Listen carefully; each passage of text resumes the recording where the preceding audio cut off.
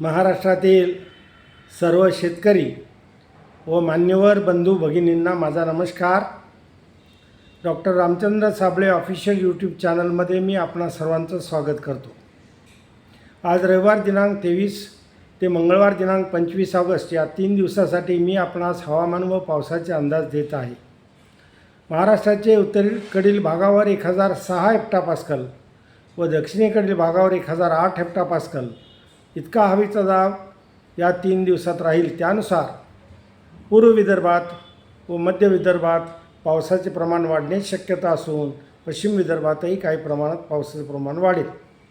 दक्षिण महाराष्ट्रात आणि मराठवाड्यातील दक्षिणेकडील जिल्ह्यांमध्ये तसेच काही उत्तर महाराष्ट्रातील भागातही पावसाचं प्रमाण सामान्यच राहील किंवा हलक्या पावसाची शक्यता राहील. कोकणात पावसाचे प्रमाण मध्यम स्वरूपात राहील. आता आपण जिल्हावार पावसाच्या अंदाजाची माहिती घेऊया. कोकणात प्रतिदिनी सिंधुदुर्ग जिल्ह्यात 10 ते 17 मिलीमीटर, रत्नागिरी जिल्ह्यात 10 ते 14 मिलीमीटर, रायगड जिल्ह्यात 8 ते 12 मिलीमीटर, ठाणे जिल्ह्यात 9 ते 11 मिलीमीटर आणि पालघर जिल्ह्यात 6 ते 7 मिलीमीटर पावसाची शक्यता आहे. उत्तर महाराष्ट्रात प्रतिदिनी नाशिक जिल्ह्यात 2 ते 4 मिलीमीटर, नंदुरबार जिल्ह्यात 1 ते 3 मिलीमीटर, धुळे जिल्ह्यात 1 ते 2 मिलीमीटर व जळगाव जिल्ह्यात 1 ते 5 मिलीमीटर पावसाची शक्यता आहे. मराठवाड्यात प्रतिदिनी धाराशिव जिल्ह्यात 1 ते 2 मिलीमीटर, लातूर जिल्ह्यात 1 ते 3 मिलीमीटर, नांदेड जिल्ह्यात 2 ते 10 मिलीमीटर, बीड जिल्ह्यात 1 ते 2 मिलीमीटर, परभणी जिल्ह्यात 2 ते 7 मिलीमीटर, हिंगोली जिल्ह्यात 2 ते 16 मिलीमीटर, जालना जिल्ह्यात 1 ते 6 मिलीमीटर, छत्रपती संभाजीनगर जिल्ह्यात 2 ते 3 मिलीमीटर पावसाची शक्यता आहे. आता आपण पश्चिम विदर्भातली माहिती घेऊया. बुलढाणा जिल्ह्यात प्रतिदिनी 1 ते 13 मिलीमीटर, अकोला जिल्ह्यात 2 ते 20 मिलीमीटर, वाशिम जिल्ह्यात 2 ते 26 मिलीमीटर, अमरावती जिल्ह्यात 4 ते 22 मिलीमीटर पावसाची शक्यता आहे. आता मध्य विदर्भातली माहिती घेऊया. यवतमाळ जिल्ह्यात प्रतिदिनी 6 ते 18 मिलीमीटर, वर्धा जिल्ह्यात 4 ते 27 मिलीमीटर, नागपूर जिल्ह्यात 4 ते 26 मिलीमीटर पावसाची शक्यता आहे. आता पूर्व विदर्भातलं माहिती घेऊया. चंद्रपूर जिल्ह्यात प्रतिदिनी 5 ते 22 मिलीमीटर, गडचिरोली जिल्ह्यात 7 ते 23 मिलीमीटर, भंडारा जिल्ह्यात 14 ते 31 मिलीमीटर व गोंदिया जिल्ह्यात 17 ते 30 मिलीमीटर पावसाची शक्यता आहे. दक्षिण पश्चिम महाराष्ट्रात प्रतिदिनी कोल्हापूर जिल्ह्यात 5 ते 8 मिलीमीटर, सांगली जिल्ह्यात 1 ते 3 मिलीमीटर, सातारा जिल्ह्यात 3 मिलीमीटर, सोलापूर जिल्ह्यात 1 ते 2 मिलीमीटर, पुणे जिल्ह्यात 3 मिलीमीटर व अहिल्यानगर जिल्ह्यात 2 मिलीमीटर पावसाची शक्यता आहे. आता या पावसाच्या अंदाजावरून आपल्या हे लक्षात येत आहे की दुष्काळी पट्ट्यातील तालुक्यांमध्ये किंवा जिल्ह्यांमध्ये पावसाचं प्रमाण अद्यापही कमी आहे. त्याबद्दल आपण सविस्तर पुढं बोलूया. आता मी थोडक्यात आपल्याला कृषी सल्ला देतो.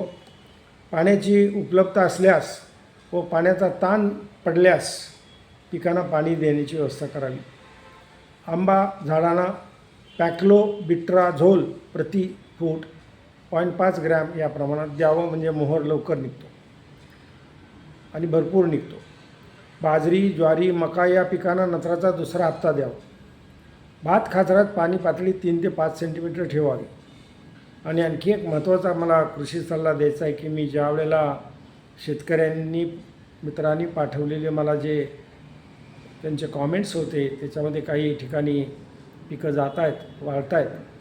उदाहरणार्थ बीड जिल्ह्यामध्ये, सोलापूर जिल्ह्यामध्ये काही भागामध्ये. तर मला यात असं सुचवायचं आहे की पीक विमा योजना यासाठीच आहे आणि त्यामुळं आपण एक शेतकरी संघटना भक्कम करावी आणि त्यांच्या थ्रू या पीक विमाचे जे कंपनी आहेत त्यांना ताबडतोब संपर्क करावा, फोटो घ्यावेत, पंचनामे करावे आणि त्या नुकसान भरपाई मिळण्याच्या दृष्टीने आग्रही राहावं.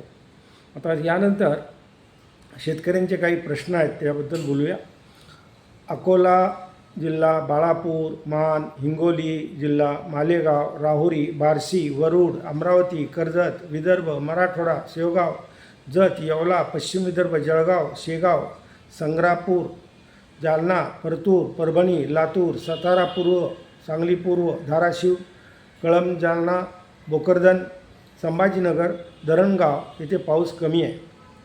आम्ही चिंतातूर आहोत असं मला शेतकरी बांधवांनी कळवलं आहे.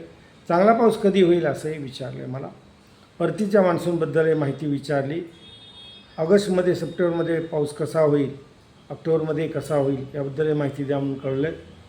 कृत्रिम पावसाच्याबद्दल शासनाला सुचवा असंही मला कळवलं आहे. आता मी या 3 दिवसासाठी पावसाचे अंदाज नुकतेच दिलेत. विदर्भात चांगल्या पावसाची शक्यता आहे. त्यात अद्यापही बऱ्याच भागात हलक्या पावसाचाही अंदाज त्याला आहे.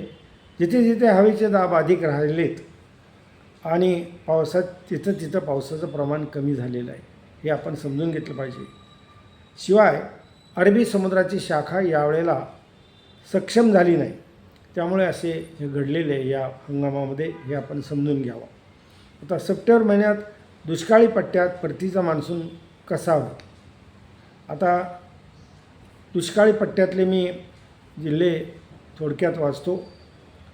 एक आहे हे धुळ्याचा पूर्व भाग, नाशिकचा पूर्व भाग, अहिल्यानगर पूर्ण जिल्हा, सोलापूर पूर्ण जिल्हा, धाराशिव पूर्ण जिल्हा, लातूर, बीड, पुणे, सातारा पूर्व भाग, पुण्याचा पूर्व भाग, सांगलीचा पूर्व भाग, छत्रपती संभाजीनगर जिल्ह्याचा काही भाग, हे सर्व जिल्ह्यातले साधारणपणे तालुक्यांची संख्या 84-72 होती. ती 120 तालुक्यापर्यंत 2015 आणि 2023मध्ये गेली.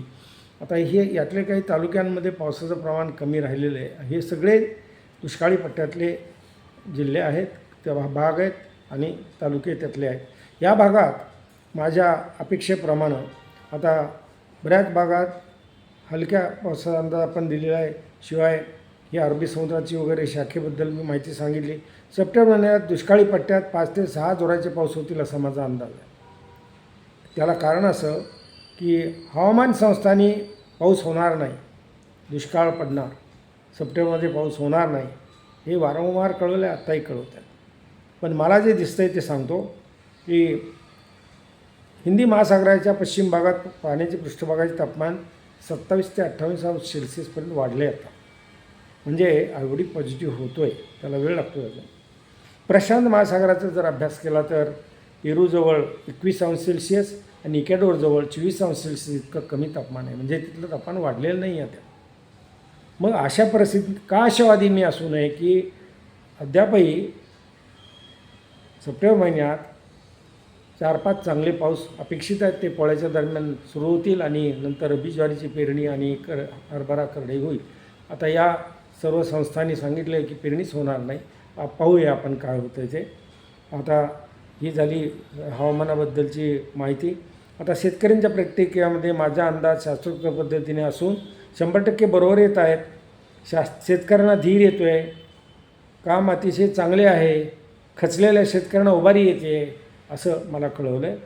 आता त्यामध्ये बळीराम सुदाम उगले, सूर्यकांत कणसे, शेषराव घाडगे, राजेश कांबळे, उमाकांत शिरोळे, वाल्मिक चिंचणे, गायक डांगे, अनन्या चव्हाण, सुनील पाचते, गणेश गरड, लक्ष्मण गोटमारे, युवराज गोपाल घारे, विजय राऊत, अवधूत गोरडे, श्रीकांत गोसावी, विलास पाटील, दादासाहेब निकम, आनंदा शेवाळे, पंकज ढोले, विश्वनाथ पवार, विनोद इंगोले, आबा निंबाळकर, रमेश राठोड, दीपक शर्मा, देवराव बोरकर, बाळ चव्हाण, विलास पाटील यांनी मला हे सगळं कळवलं आहे.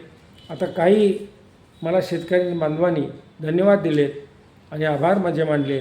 त्यामध्ये अशोक कवडे, बाळू चोपडे, संदीप तेलरंगे, तुकाराम भोसले, रामकृष्ण सोनवणे, अविल धवने, बळीराम उमेश कदम, दीपक गाडे, गणेश गरड, मदन लांडगे, अशोक वरे, विठ्ठल सावंत, दीपक मगर, तुकाराम साठे, सचिन गणवट, सुदाम उगले, मोहन बुड्डे, वीरेंद्र तेंगसे, भिकाजी दंडाळे, शिवाजी सूर्यवंशी, सूरज निपाणीकर, लक्ष्मण नागरे, लक्ष्मण गोरे, गायक डांगे, हनुमंत वोरा, सुनील पास्ते, अनय्या चव्हाण, अवधूत गोरडे, श्रीकांत गोसावी, मनीष जाधव, विलास पाटील, गणपत सदार, आबा निंबाळकर, विनोद इंगोले, संतोष काळे, दीपक शर्मा या सर्वांना मी धन्यवाद देतो.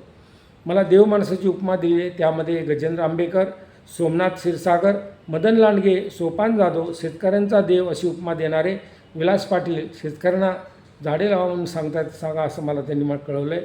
मला विठ्ठलाची उपमा दिल्यामध्ये पिट्टू खुपसे, मनीष जाधव हे आहेत.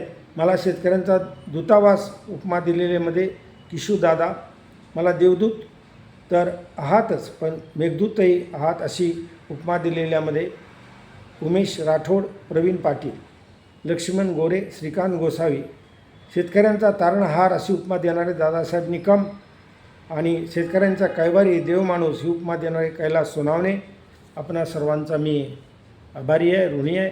आपणा सर्वांना मी मनापासून धन्यवाद देतो आणि खचून न जाता आपण आपल्या पुन्हा परतीच्या मान्सूनची पावसाची वाट बघूया. फार जास्त पाऊस होणार शक्य नाही आता या सगळ्यांच्या परिस्थितीवरनं, पण चांगला पाऊस होईल, 4-5 चांगले पाऊस होतील आणि आपल्या रब्बीची पेराप देखील होईल. आणि आता पिकं गेल्यास विमा कंपन्यांना गाठा, त्यांच्या अधिकाऱ्यांना संपर्क करा, पंचनामे करा, नुकसान भरपाई मागा, आपलं सर्व व्यवस्थित होईल. आपणा सर्वांना मी शुभेच्छा देतो, आपणा सर्वांना धन्यवाद देतो. जय हिंद, जय महाराष्ट्र.